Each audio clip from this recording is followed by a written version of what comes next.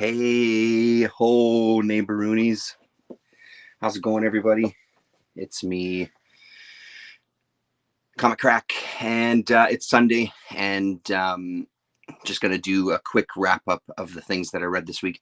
I didn't read a ton this week, so it probably won't be a long session tonight. I've been doing other stuff this week. I've been really playing. I can't actually show you that. I've been playing. I got some of my small synths set up here on the table. So I've been playing with those, watching some videos, patching between a couple of different instruments to help them talk to each other. So maybe there'll be some music type videos getting posted over the next little bit. We'll see. Come up with some interesting stuff, but nothing that I felt was like really amazing to share. Just trying to really figure out how they work together. The instruments that I'm using, they all use these little like jumper cables for like breadboards, basically, small pins to kind of patch the sounds and stuff. So patching between two different instruments from two different companies has been kind of fun to then have them both patched out into my tiny mixer to create stuff. Anyway, babbling about shit. Scott Connor, how the hell are you, man? Nice to see you. So let's start with, shit, I brought him upstairs. Damn it. There was a couple, I got a stack of library books. I got like 5 books from the library today. We had a chat today on Rasa's channel. Myself, Damien, Rasa, and special guest Gore Vidal was with us as well. So they talked, off the top, they talked about, Rasa and Gore Vidal talked about Deadly Class. So if you are a fan of that series and you haven't finished reading it, just be mindful. There's enormous spoilers. Sometimes it's really tough on YouTube wanting to have a discussion about comics that you've read and kind of trying to be also sensitive to spoilers. I get it. I think, but in order to have like a good kind of robust conversation, you do need to talk about things that happen, right? So it's kind of a balancing act, and we just kind of said, go for it. Just be mindful. And I talked about one of the books that I got at the library, which I really enjoyed. And I wanted to show images from the second book that I got from the library. It was a Fantagraphics book, and I can't remember the name off the top of my head. It was just okay. It didn't really do too much for me. I found the story kind of getting a little tired as I was going through it. And then unfortunately, the last, I don't know, it looks like about 12, 16 pages were ripped out of the book, which is a real kind of, it's kind of shitty, but I guess shit happens. That said, though, it's not like I felt like the last dozen pages were going to turn the story around in any sort of way. So maybe I'll kind of talk about them next week, that one next week, because I'm not going to run upstairs now and get them. One of the books I also talked about today was Creatura. This was the Serpieri book, the heavy metal Tundra. I'm about halfway through this book. Good evening, Gore Vidal. How are you, man? I'm about halfway through this book. I'm going to finish it tonight. I'm going to sit and read after the video. I love it. I think it's great. I think he's an incredible artist. I was saying this afternoon in the chat that oftentimes when I read this stuff, it's nothing. I'm not reading this stuff because I think there's going to be a mind-blowing story by any stretch. I think the stories are usually decent. There's nothing horrible about them. This one kind of had its moments early on where I didn't really know what was happening. It's starting to reveal itself as the story goes, though. Our main character here is on this spaceship, and he kind of all of a sudden passes out. And when he passes out, he has these visions. Early on, his vision is trying to break through the surface of some ice to get, he doesn't know where yet, but this first time he actually fell asleep during sex. And each time he passes out, it's for like 30 seconds or a minute or something. It's not for very long, but in these kind of visions that he's having, it's a lot longer than that at times. So he's having, his first vision is of being born God and kind of bursting forth from this kind of cosmic egg, which is a super cool image. And then when he passes out again, he's now broken through the surface, and he meets Druna in this cityscape that is almost kind of MC Escher-ish in its look there. And he meets, and of course they talk, and then of course they have sex, because why wouldn't you? It's Druna. I'd be hard pressed not to as well. So we get kind of, you know, one of the things that you're always here for with these books. And Sir Pierre draws a gorgeous, curvaceous woman here for sure. So we find out again kind of that the planet itself is alive. And not only is the planet alive, the planet is God, that they're exploring. It's pretty great. It's pretty great. So when he finally for real travels to the planet itself, he goes into kind of similar paneling that's used for entering this kind of cavernous space that's fleshy, and there's an eyeball watching at the end there. They haven't said it yet anyway, and where I've got to, actually I'm less than halfway through it, but I think this might be a younger Druna. I'm not 100% sure, but we've just had the reveal that this is God, and he sees everything, and we see Druna reflected in his eye there. So it's great.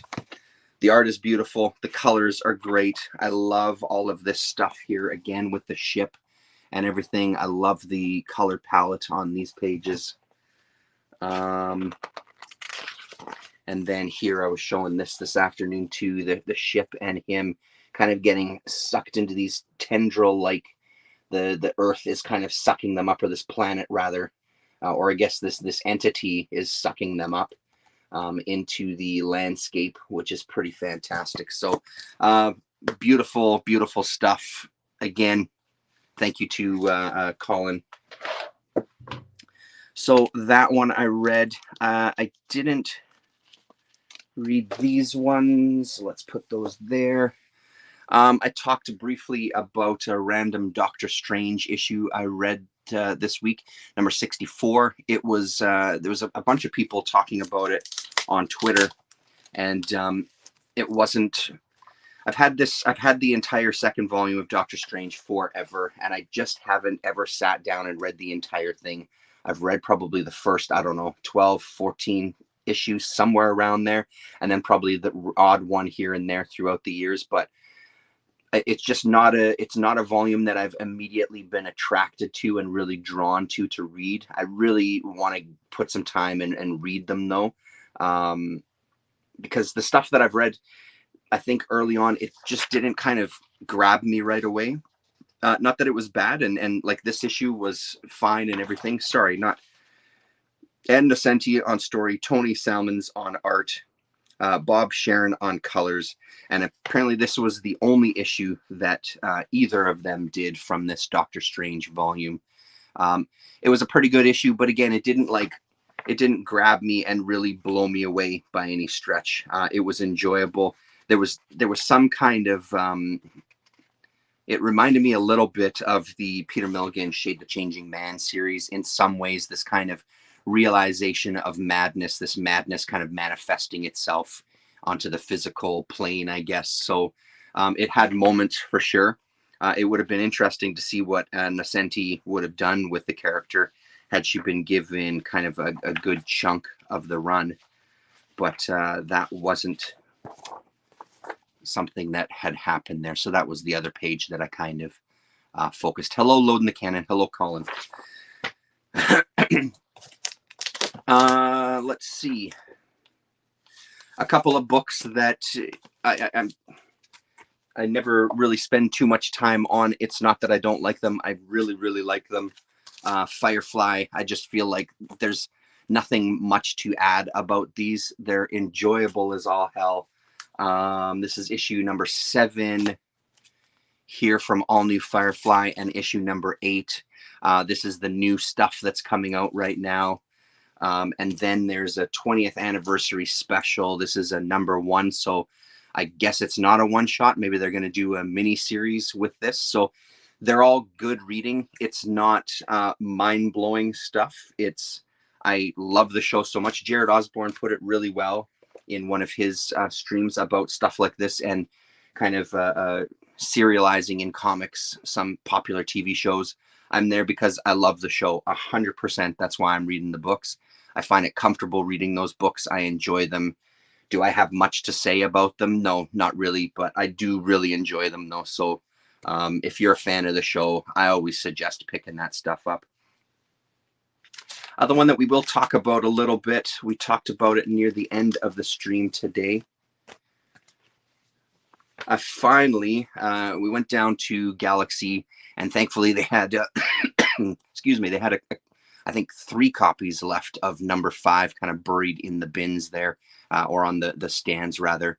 And they also had a bunch of copies of number 6, because I think number 6 just came out this week, of Shaolin Cowboy, Cruel to Be Kin.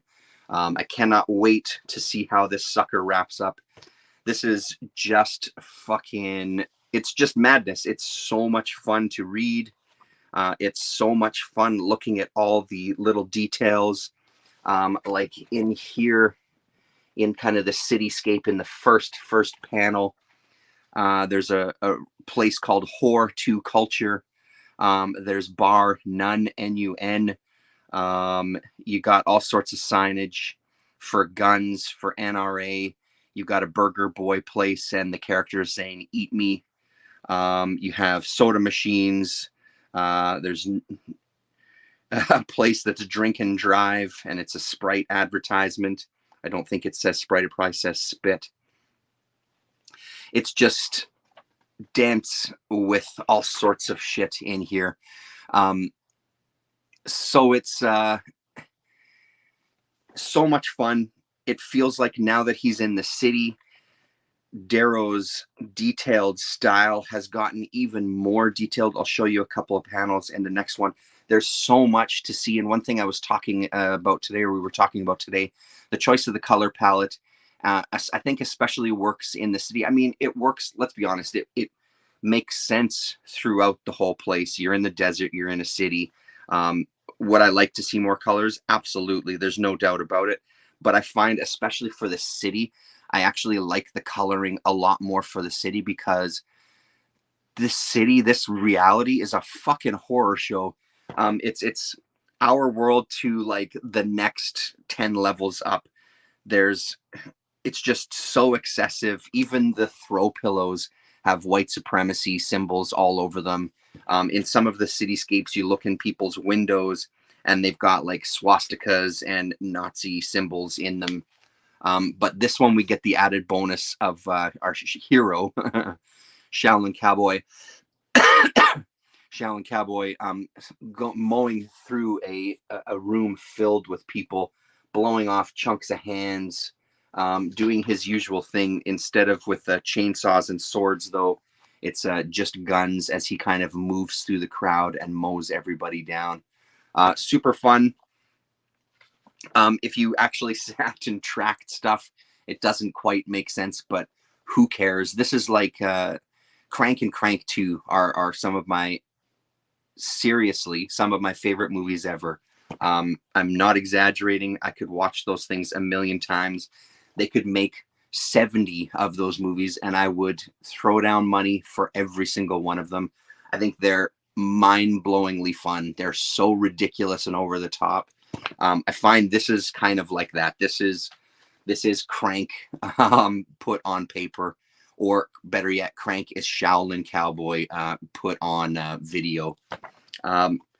Ridiculous, totally fucking ridiculous. Taking people's hands, taking people's heads. An absolute slaughter fest. One of the things I wanted to show you in this other one, though, one of the panels that really sent it home for me, as far as Darrow must just draw 24 hours a day. Every waking moment, he must just be drawing. He must just have paper in front of him and drawing. This panel really sent it home for me. I mean, there's a million amazing panels, but all of the bottles and junk and lizards and dogs and bodies and dirt and spray paint, and each line on chain link fences and grit and dirt and crust. It's an amazing, amazing panel with Shaolin Cowboy kind of moving through the page there. Amazing stuff. So I'm really curious what he's going to do. I feel like it's really building up to some ridiculously over the top ending for issue number 7. And honestly, I can't wait. I mean, like I was joking about in the chat today, if the book ended with a huge double page spread of 2 dogs fucking meticulously detailed every single hair, I would love it. That would not be a surprise to me whatsoever. What else did I read that's down here? That's it, my friends. Like I said, it wasn't a big reading week. While I was at the shop today, I picked up a couple of books to give a try to Wes Craig's Kaya.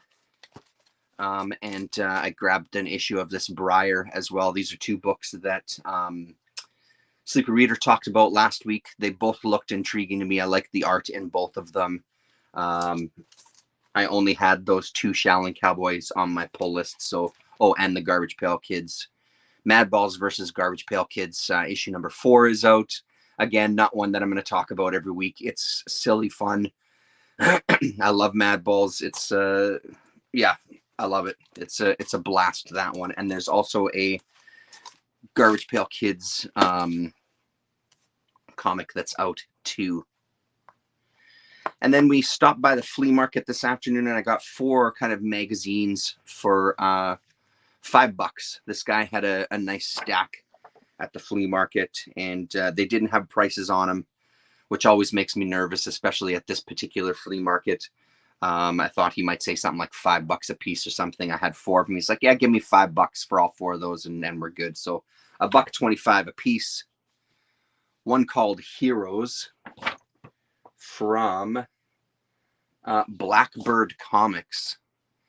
I've seen the logo around. I'm sure that I've seen this magazine around, and I just hadn't picked it up before. But for $1.25, I figured I would. This is from 1987. Heroes is written, drawn, Leroy lettered, and some of them bound by John Nordland II. And then there's a backup story called Good Guys, written, drawn, and lettered by Donnie Jensen. It looks fantastic. Colin, if you're still here, do you know this? I'll show you some pages here in a second. Let me just find something. Here we go. No idea. I imagine it's a superhero-ish type of book, but he didn't have anything bagged and boarded, so I took a flip through this one and kind of put it on the to ask about pile, and when it was so cheap, it was a no-brainer to grab it up there. So very curious about this. Let's see the backup story here. Yeah, I mean, look at that stuff. That's great. I don't, but I'm looking it up now. Excellent. Let me know what you find. So there you go. That's that sweet spot. 1 year out of the sweet spot there, Colin, but it'll do. And then here's the less than appealing backup stories, Good Guys. Doesn't look too intriguing to me. It's all about that first story. So nothing on Lone Star. Holy shit. Did they just have the 1 issue listed, or did this actually last a second issue? And then a pin up at the back here. So that'll be fun.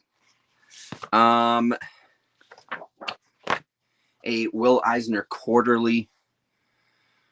Again, not something that I see for cheap when I'm out there hunting around. This is one that I didn't have. Yeah, this is the kitchen sink stuff.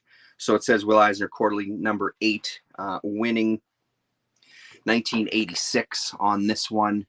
Yeah, I mean, what the hell can I say about Will Eisner? 6 issues, Jesus fucking Christ. It's Will Eisner. It was $1.25. It is now mine. So beauty. And then two Eclipse books that I haven't seen before. This is David Chelsea in Love, issue number 1. A beefy actual volume. Yeah, an Eisner Gore. Yeah, exactly. A buck 25. To be fair, Gore, $1.25 Canadian. So what, like 50 cents American? I think, Colin, did you show this one off recently?